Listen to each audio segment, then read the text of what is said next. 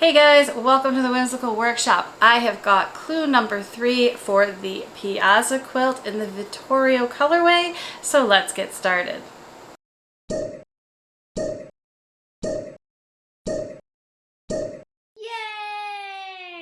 Okay, we are on month 3. It is flying by with the Vittorio quilt project.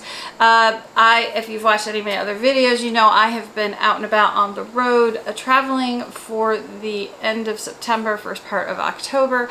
So I'm a little behind on my videos, so I apologize that this one's a little bit late. But we do have clue number 3 and we need to get started with it. And I also need to go back to clue number 2, and I waited to show you guys what I did wrong on that one. It looks like it's a mistake that many people made, and how it gets made is we just sort of glaze over what we're looking at. First, let's open up our project box for this quilt. Here are my project 3 bits and pieces, and this is the cheat sheet you get at the beginning, and you're supposed to keep through the whole thing. I've already pulled that out. I'm going to pull out 2 to show you. I still got my labels to label my units, so let's just move this aside. So what happened was I filmed the video last month and edited it, posted it, and then I was looking on the forums because there is a Facebook group for these projects. And I started seeing everyone going, oh, don't miss this mistake. Or don't miss this. This isn't a mistake waiting to happen. And of course, I already had made it and I had done it and the video was done. So I could have tried to, that video would have been late coming out if I had gone and tried to fix it. I figured I will just show you guys this month. Because we're not putting this whole quilt together at this, as we go, the fact that I didn't catch it till after the video went out, I just wanted to clarify it in this video. So if you followed along and didn't catch the error either, I apologize, but hopefully it is a nice, easy fix for us to correct. So what it was, let's lay this out the way, Unit 2. And I have to remember my A. What is my A? My A is the dot. So even though it's light here, it's dark here. So this is the top. And so I did this and this. And if you look at the picture, so you can see here, 1, 2, 3, the 4th one is rotated. And in mine, I did not rotate it. A lot of people did not rotate it. Not that that's an excuse.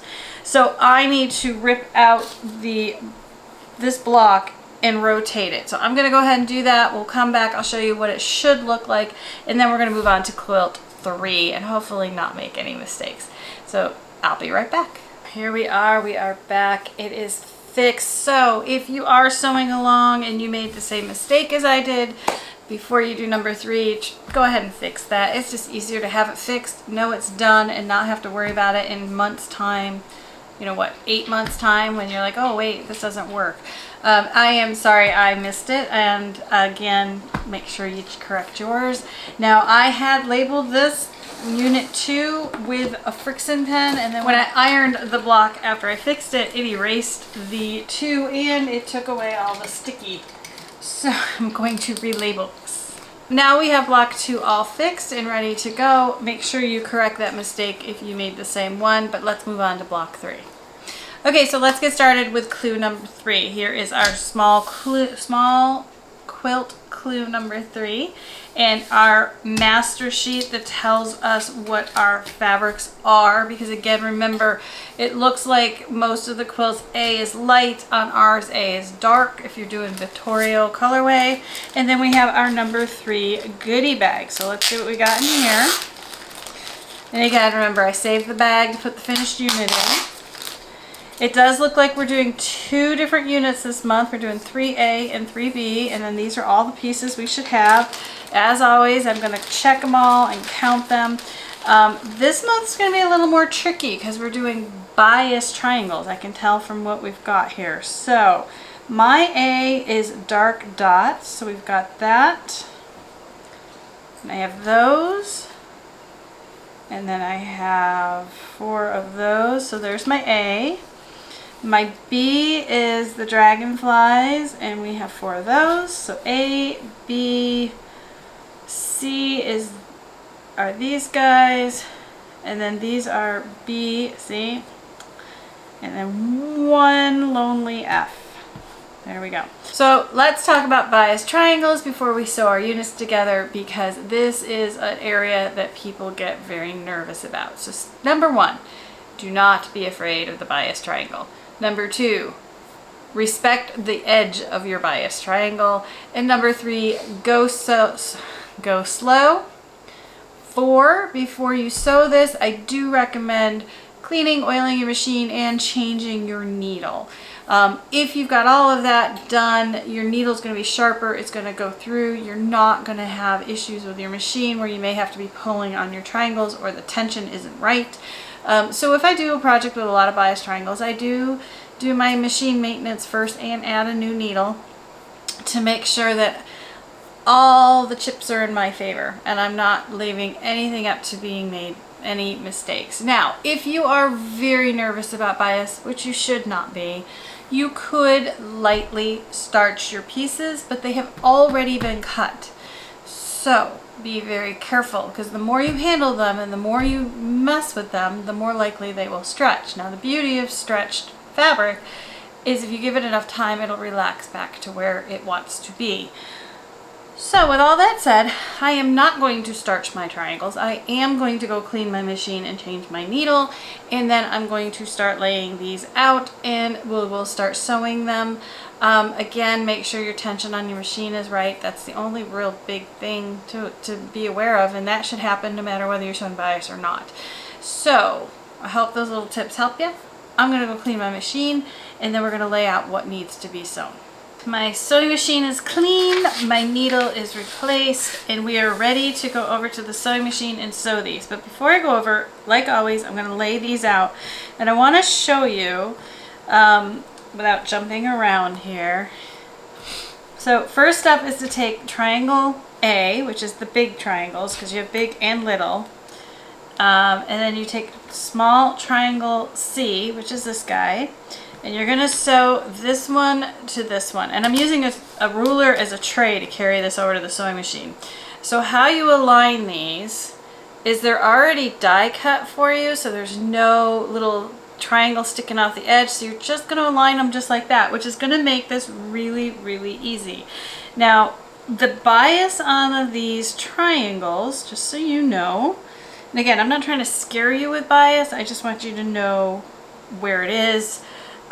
This is bias, this is not, this is bias. And what happens with bias is, here you can see here, this is not bias, and when I pull it apart, it doesn't move. Let's see if I get closer here. Pull it apart, doesn't move. Now, do not do this. This is just me doing it to show you. This is the bias edge. You see how it stretches?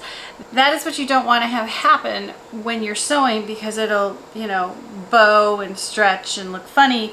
And most of the time that's going to occur if you're like pulling it through the sewing machine, or you push really hard to iron, or you just sit there and stretch it the way I just did.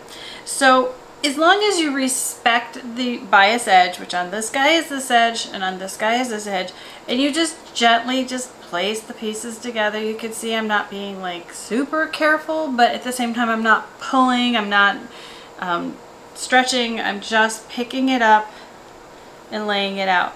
And then I'm going to go over, I'm going to sew these on, and we're going to go over to the sewing machine today, and I'm going to show you the pitfalls that can happen on the sewing machine, because that is actually pretty much, that and ironing are the two places where you're going to stretch it. Handling it, you're probably not going to stretch it.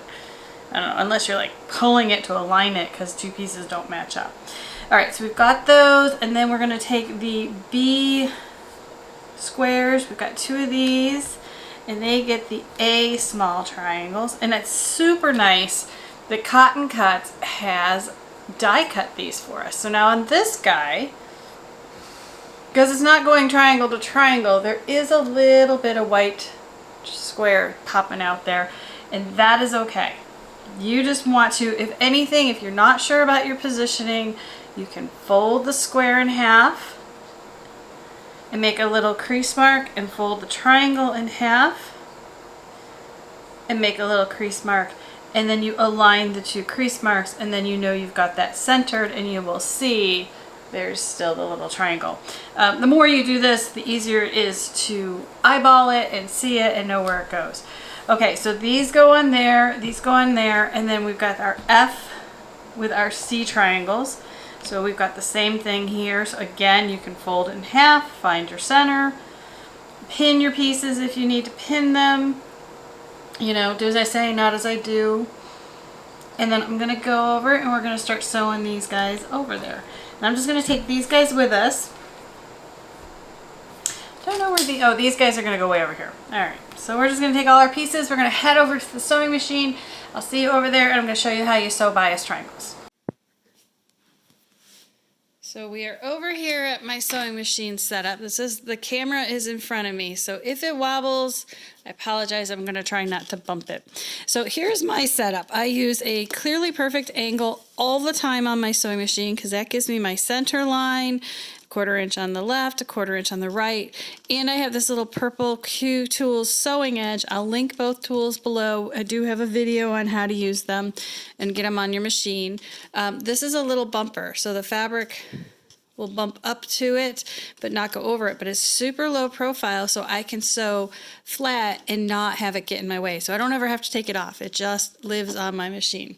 So to sew bias, first off, make sure everything's aligned, and you put it under your presser foot, and I like to start just like maybe 1/16 of an inch from the edge. I don't start right on the edge, mainly because I don't want it to push down into my machine, and again, nothing to stretch my piece. So we got it in place. Now, anytime you're sewing, whether it's bias or not, you should not be pulling or pushing your fabric. The feed dogs on your machine, these little guys right here, should be forcing the fabric through and controlling how fast it goes through the machine. If you pull or push, your stitches are going to be longer or shorter because you're forcing the machine to do something it doesn't want to do. You do use your hand to guide the fabric. So I'm going to go ahead and get started here and see if my hands are not around. It'll feed it through, but you see how it kind of wants to push it to the left. Some machines go left, some go right, some don't move it at all. So I do use my hand to guide it and keep it up against my 1/4 inch seam, but I am not holding it tight. I am not pushing it.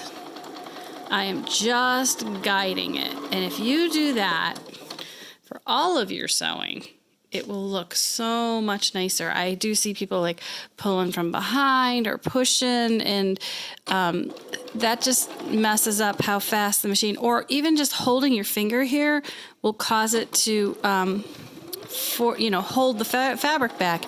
Now that trick works if you're like short or you're trying to hit a point. You can use those tricks to hold the fabric till it hits the right spot. But if you're just sewing a straight seam, you're literally just guiding it. And again, I apologize. The camera is right in front of me if I'm bumping it. Okay, so then what you can do at this point, let me finish sewing these, is you can finger press these open or use a little, wooden iron to open them. But you could also just go to the iron and gently flip it open and press it. I don't have a camera set at my ironing board, so let me show you.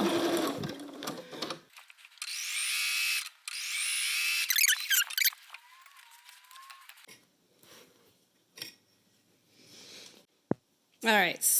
So I don't have a camera set up at my ironing board, so let me just talk you through it. So when you take this to the ironing board, you're going to gently flip this open, and you are going to press that seam. Do not push it or pull it, just press it. And then you're going to repeat that on all 4 sides for this one.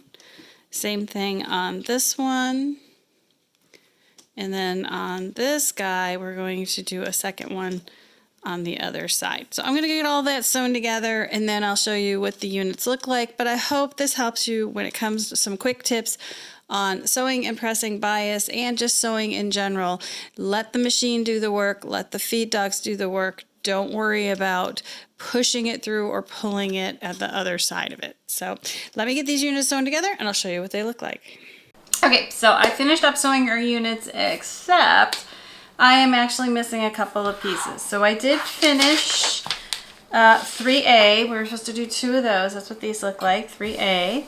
And then 3B should have these D triangles. And when I was checking the inventory, I glazed right over it. So there is a D triangle that goes here, and then these guys go on.